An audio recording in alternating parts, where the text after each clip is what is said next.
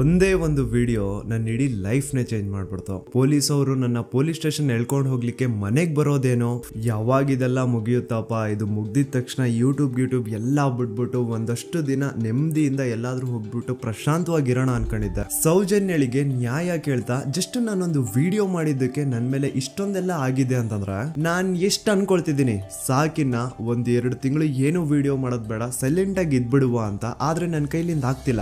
ಯಾವುದೋ ಒಂದು ಸರ್ವಶಕ್ತಿ ನನ್ನ ಮನ್ಸೊಳಗಡೆ ಈ ಪ್ರಶ್ನೆನ ಹಾಕಿ ಇದ್ರ ಬಗ್ಗೆ ಮಾತಾಡುವಂತಿದ್ದ. ಸೌಜನ್ಯ ಕೇಸಲ್ಲಿ ಯಾವುದೆಲ್ಲ ಯಾರೆಲ್ಲ ಸಾಕ್ಷಿ ಆಗ್ಬೋದಿತ್ತೋ ಅದೆಲ್ಲ ಹೇಗ್ ನಾಶ ಆಯ್ತು ಅನ್ನೋದನ್ನ. ಸೊ ಹಿಂದಿನ ದಿನ ಆ ಒಂದು ಜಾಗದಲ್ಲಿ ಅಷ್ಟು ಜೋರು ಮಳೆ ಬಂದಿದ್ರು ಸೌಜನ್ಯನ ಬ್ಯಾಗ್ ಅಂಡ್ ಅವಳ ಬುಕ್ಸ್ ಒಂದು ಚೂರುನ ನೆಂದಿರಲ್ಲ. ದಾಖಲೆ ಇದೆ ಸ್ವಾಮಿ, ದಾಖಲೆ ಇಲ್ದೆ ಈ ದೂತ ಸಮೀರ್ MD ಏನು ಮಾತಾಡಲ್ಲ. ಬೇರೆ ಯಾವುದೋ ಜಾಗದಲ್ಲಿ ಅವಳ ಆಯ್ತು, ನಂತರ ಅವಳ ಬಾಡಿನ ಅಲ್ಲಿ ತಂದು ಡಂಪ್ ಮಾಡಿರೋದು. ಅದಕ್ಕೆ ಇವ್ರು ಏನ್ ಮಾಡ್ತಾರೆ ಅಂದ್ರೆ ನೆಕ್ಸ್ಟ್ ದಿನ ಸೌಜನ್ಯ ಮನೆಗೆ ಹೋಗ್ಬಿಟ್ಟು ಅಲ್ಲಿ ಮನೆಯವರಿಂದ ಸೌಜನ್ಯನ ಇನ್ನರ್ ವೇರ್ಸ್ ನ ಇಸ್ಕೊಂಡ್ ಬಂದು ಅದನ್ನ ನಂತರ ರಿಪೋರ್ಟ್ಸ್ ಅಲ್ಲಿ ಇದು ನಮ್ಗೆ ಸೌಜನ್ಯ ಬಾಡಿ ಸಿಕ್ಕಿದ ಜಾಗದಲ್ಲೇ ಸಿಕ್ಕಿದ್ದು ಅಂತ. ಪೊಲೀಸ್ ಅವ್ರ ಪ್ರಕಾರ ಸೌಜನ್ಯ ಆಗಿದ್ದು ಆ ಒಂದು ಹಳ್ಳ ಹತ್ರ, ಆದ್ರೆ ಆಕ್ಚುಲಿ ಅಲ್ಲಿ ಹಾಗೆ ಇಲ್ಲ. ಆದ್ರೆ ಅಲ್ಲಿಂದನೇ 50 ಅಡಿ ದೂರದಲ್ಲಿರುವಂತಹ ಸಂತೋಷ್ ರಾವ್ನ ಟೆಂಟ್ ಆ 200-300 ಜನರಲ್ಲಿ ಒಬ್ರಿಗೂ ಕಾಣಿಸಿಲ್ವಾ? ಅಷ್ಟೇ ಅಲ್ಲ, ನೆಕ್ಸ್ಟ್ ದಿನ ಅಂದ್ರೆ 10 ಅಕ್ಟೋಬರ್ 2012 ಸೌಜನ್ಯನ ಮೃತದೇಹ ಸಿಕ್ಕಿದೆ ಅನ್ನೋ ಒಂದು ನ್ಯೂಸ್ ಲೋಕ್ ಲೈಟ್ಸ್ ಗೆಲ್ಲ ಗೊತ್ತಾದಾಗ ಅಲ್ಲಿ ಒಂದು ಅಂದಾಜು ಪ್ರಕಾರ 3000 ಜನ ಸೇರ್ತಾರಂತ.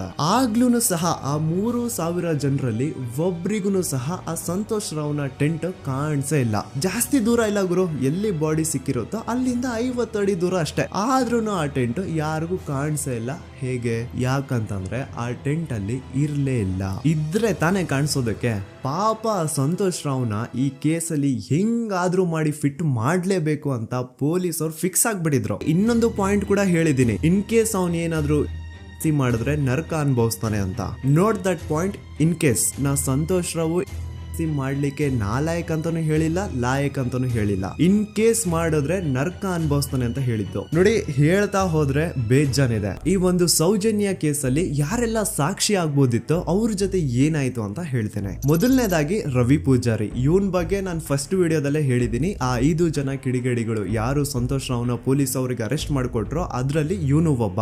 ಸೊ ಈ ಸೌಜನ್ಯನ ಕೇಸ್ ಯಾವಾಗ CBIಗೆ ಟ್ರಾನ್ಸ್ಫರ್ ಆಗುತ್ತೆ ಅಂತ ಗೊತ್ತಾಗುತ್ತೋ ಈ ರವಿ ಪೂಜಾರಿ ಉರ್ಲಾಕೊಂಡು ಸತ್ತು ಬಂದು ದಿನೇಶ್ ಅಂತ, ಇವನು ಕೂಡ ಸೌಜನ್ಯ ಕೇಸಲ್ಲಿ ಒಬ್ಬ ಸಾಕ್ಷಿನೇ. ಸೌಜನ್ಯನ ಯಾರೋ ಕಿಡಿಗೇಡಿಗಳು ಕಿಡ್ನಾಪ್ ಮಾಡ್ಕೊಂಡು ಹೋಗ್ತಾ ಇರ್ಬೇಕಾದ್ರೆ ದಿನೇಶ್ ಅದನ್ನ ಕಣ್ಣಾರೆ ಕಂಡಿರ್ತಾನೆ. ಇವನ್ ಹೋಗ್ಬಿಟ್ಟು ಪೊಲೀಸ್ ಅವ್ರಿಗೆ ಹೇಳ್ತಾನೆ ಕೂಡ. ಆದ್ರೆ ಪೊಲೀಸ್ ಅವರು ಯಾರು ಇವನ್ ಮಾತನ್ನ ತಲೆಗೆ ಹಾಕೊಳ್ಳಲ್ಲ. ಆ ಬುಲೆರೋ ಕಾರ್ ಯಾರ್ದು, ಅದನ್ನ ಓಡಿಸ್ತಿದ್ದಂತಹ ಡ್ರೈವರ್ ಯಾರು ಅಂಡ್ ಅವನು ಯಾರಿಗೆ ಸಂಬಂಧಪಟ್ಟವನು, ಒಮ್ಮೆ ನೀವೇ ರಿಸರ್ಚ್ ಮಾಡಿ ನೋಡ್ಕೊಳ್ಳಿ. ಇನ್ನೊಬ್ಬ ಬಂದು ಹರೀಶ್ ಮಡಿವಾಳ್. ಇವನು ಪೊಲೀಸ್ ಅವ್ರಿಗೆ ಒಂದು ಸ್ಟೇಟ್ಮೆಂಟ್ ನ ಕೊಟ್ಟಿರ್ತಾನೆ. 9 ಅಕ್ಟೋಬರ್ 2012 ಸೌಜನ್ಯ ಕಾಲೇಜಿಂದ ಬಸ್ ಅಲ್ಲಿ ಬಂದು ನೇತ್ರಾವತಿ ಬಸ್ ಸ್ಟಾಪ್ ಅಲ್ಲಿ ಇಳ್ಕೊಂಡು ನಂತರ ತನ್ನ ಮನೆ ಕಡೆಗೆ ನಡ್ಕೊಂಡು ಹೋಗ್ತಾ ಇರ್ಬೇಕಾದ್ರೆ ಸೌಜನ್ಯನ ಹಿಂದೆ ಯಾರೋ ಒಬ್ಬ ಅಪರಿಚಿತ ಗಂಡು ಅವಳನ್ನ ಫಾಲೋ ಮಾಡ್ಕೊಂಡು ಹೋಗ್ತಿದ್ದ ಅಂತ ಇವನ್ ಸ್ಟೇಟ್ಮೆಂಟ್ ಕೊಡ್ತಾನೆ. ಅಪರಿಚಿತ ಕಾರ್ ಬಂದ್ಬಿಟ್ಟು ಅವನ್ನ ಗುದ್ಬಿಡುತ್ತೆ ಅಂಡ್ ಅದರಿಂದ ಹರೀಶ್ ನ ಸಾವಾಗುತ್ತಾ. ನೋಡಿ, ಯಾವುದೇ ಆಕ್ಸಿಡೆಂಟ್ ಕೇಸ್ ಅಲ್ಲಿ ರೂಲ್ ಏನು ಅಂತಂದ್ರೆ, ಇಫ್ ಇನ್ ಕೇಸ್ ನನ್ಗೆ ಯಾವ್ದಾದ್ರು ಬಂದು ಒಂದು ವೆಹಿಕಲ್ ಏನಾದ್ರು ಹಿಟ್ ಮಾಡಿದಾಗ